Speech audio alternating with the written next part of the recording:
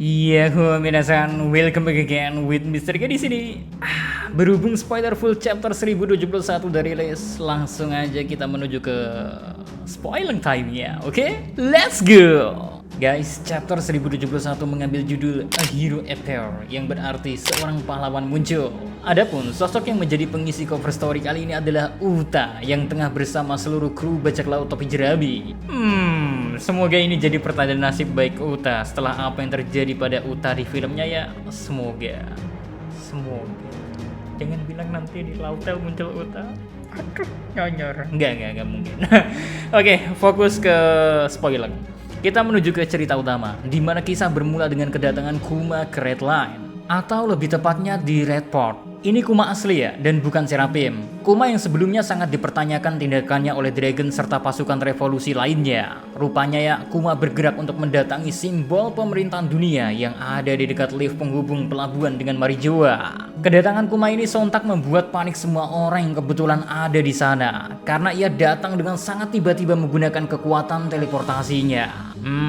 Next, kita sekarang kembali beralih ke Egghead Island. Stacy mengomentari tindakan Rob Lucy yang seakan-akan tidak menuruti perintah Angkatan Laut untuk menahan serangan. Sebaliknya, Rob Lucy sangat bernafsu untuk mengalahkan Luffy dan menyerang Vegapunk dengan segera. Tidak ada kapoknya memang kucing yang satu ini. Ketika agen CP0 memblokir seluruh pelabuhan dan kapal di Egghead Island, respon Rob Lucy justru semakin kesal. Ia bahkan dengan lantang membuat suatu pernyataan bahwa dirinya tak mau mengakui Luffy sebagai Yonko. Kepercayaan diri yang terlalu tinggi memang. Padahal baik di masa lalu maupun sekarang nasib dia sama aja. Beralih ke bagian lab ya guys, ada Vegapunk yang telah usai mengemas semua kebutuhan sebelum melarikan diri menuju tempat yang lebih aman. Bicara soal apa aja yang dibawa, nampaknya belum ditunjukkan kalau itu adalah barang-barang istimewa. Karena informasi yang disampaikan, tas bawaan Vegapunk sekilas seperti tas biasa. Terus ketujuh orang yang tengah berada di lab bersiap-siap untuk menaiki Thousand Sunny bersama-sama serta mengevakuasi diri. Akan tetapi meski di chapter kemarin terlihat sempat diselamatkan, Atlas justru tak diperlihatkan bersama mereka semua dalam kesempatan kali ini guys. Nah, di tengah kepanikan yang ada, Edison, salah satu klon Vegapunk, membicarakan terkait adanya satu orang misterius lagi di Pulau Egghead yang dapat membantu mereka keluar dari situasi ini. Yaps, again nih, karakter misterius. Seusai kemarin kita dibuat bingung dengan sosok tambahan di match, kini kita kembali dibuat bertanya-tanya soal siapa sosok misterius ini lagi. Soalnya, Dr. Vegapunk digambarkan sangat percaya sama orang ini. Bahkan Vegapunk melalui Edison sampai memikirkan nasib orang misterius tersebut ke depannya. Alhasil, Edison sempat ragu untuk menghubungi orang ini apa enggak, karena jika orang misterius ini terlibat, maka ia jadi tak bisa tinggal di Egghead Island lagi, serta seperti biasa ya, menjadi buruan pemerintahan dunia. Keraguan ini akhirnya bisa terselesaikan setelah Vegapunk yang asli memutuskan untuk memanggil orang misterius tadi.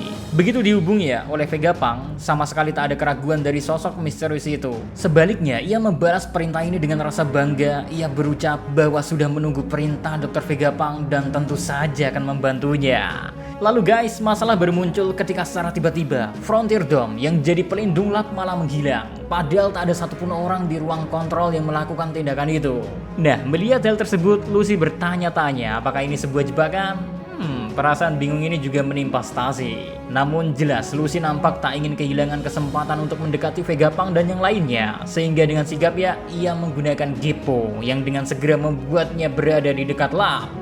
Perlu menjadi catatan bahwa yang melakukan tindakan ini cuma Lucy doang. Sedangkan CP0 lain seperti Kaku dan Stacy tertinggal bersama para Seraphim dan agen CP0 sisanya. Dan ketegangan gak cukup sampai di situ guys. CP0 menyadari kedatangan Thousand Sunny di pintu masuk lab yang nampaknya mempunyai tujuan untuk menjemput Nakama dan Vegapunk yang ada di lab. Terus Lucy memerintahkan Kaku untuk menghancurkan Thousand Sunny. Kaku menyiapkan teknik Rankiaku demi memuluskan niatnya itu. Nah, saat Kaku hendak menghancurkan kapal, giliran Zoro yang turun tangan, di mana ia bangun dan memblokir serangan Kaku dengan sangat cepat. Pertarungan antar keduanya pun tak terelakkan. Akan tetapi, layaknya pertarungan Lucy dan Luffy, perbedaan kekuatan antara Zoro dengan Kaku pun sangat jauh. Zoro di sini guys nampak lebih lebih superior dan pertarungan hanya berlangsung singkat aja serta sukses membuat Kaku panik. Saking singkatnya pertarungan di antara dua orang ini ya, dikabarkan hanya butuh 3 panel aja untuk menggambarkan pertarungan tersebut. Gila banget kan? Emang CP0 seperti bukan ancaman. Dan setelah terpisah di beberapa chapter kemarinnya, akhirnya tim Luffy dan tim Sanji berkumpul kembali. Tapi kali ini Robin menyadari semisal Vegapunk yang asli justru menghilang. Nah, di tempat lain lab, kita dapat menyaksikan di mana keberadaan Dr. Vegapunk asli yang rupanya tengah dikejar-kejar oleh Jewelry Bonnie. Serangan dilancarkan Bonnie kepada Vegapunk sambil memintanya untuk mendengarkan. Sayang dari sini juga udah dikonfirmasi semisal Vegapunk tak bisa mengembalikan Kuma seperti sedia kala. Meski demikian, Vegapunk coba meyakinkan bahwa ada alasan di balik semua itu.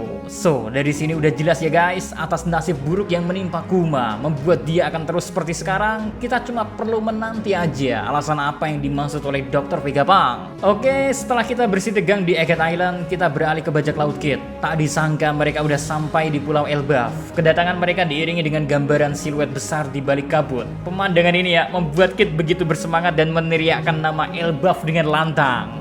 Well, ucapan Kid mengenai sosok dengan luka bakar, jika kita melihat dari adegan ini, sepertinya memang berkemungkinan besar mengarah ke Jaguar di Saul. Cuman yang perlu jadi pertanyaan adalah, apakah akan semudah itu Kid mendapatkan apa yang ia perlukan? Mengingat sepertinya bukan sebarang orang dapat diberi informasi sepenting ini terkait buku-buku sisa insiden Ohara. Usai dari Elbaf, kita hijrah lagi nih ke Marine Base G14.